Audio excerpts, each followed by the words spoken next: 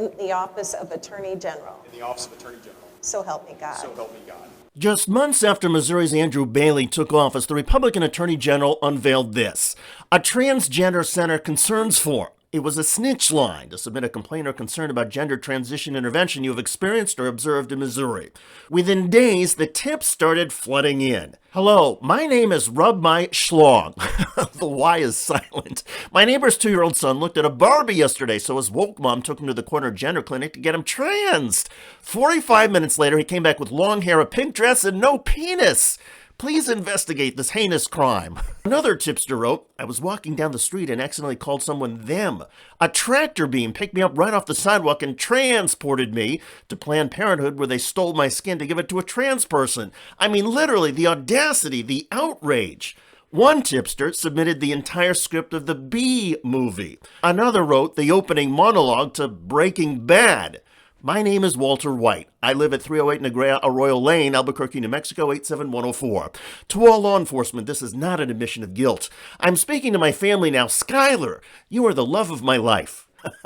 Somebody else entered the original commercial sales pitch for Billy Mays OxyClean. Hi, Billy Mays here for OxyClean, the stain specialist. Powered by the air you breathe, activated by the water that you and I drink. It's Mother Nature approved, then it's safe on your colored fabrics. Use it on carpets. OxyClean seeks out organic stains, pet stains, food stains. The creative trolling had an impact. As the headline says, Missouri AG removes trans healthcare tip line after hack.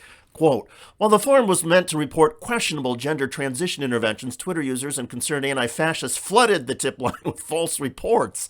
After days of TikTok and Twitter users spamming the site with gibberish, the tip line has been removed from the Missouri government site entirely. In fact, instead of the online forum, the link to the tip line now says that the page no longer exists.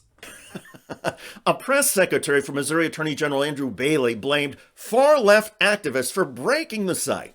Blame? The best word is credit. The activists deserve credit and kudos for breaking the outrageous snitch line. The activists' online efforts were creative, hilarious, and successful, and they jammed something that should have never been launched to begin with. And keep in mind, this Republican Attorney General who wanted to out transgender people, humiliate their supporters, and prosecute their doctors was never elected to his position. Bailey was appointed chief Missouri law enforcement officer a few months ago by the conservative Republican governor. So the AG's attempt to smear the transgender community has never been approved or endorsed even indirectly by Missouri voters.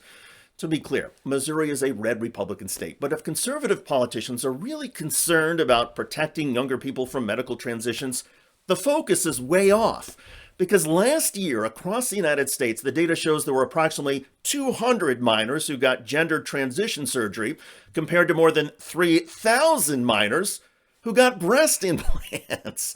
And yet there's so much eagerness in the GOP now to stop gender transition and so little concern about teenagers getting bigger boobs. I wonder why. Oh, that's right, because in some conservative circles, ogling teenage girls is fine, but accepting transgender teens is not. Or maybe some conservatives just like big boobs because they are boobs, like Missouri's Attorney General. It is clear that he and his transition snitch line creators just got exposed and humiliated in epic fashion.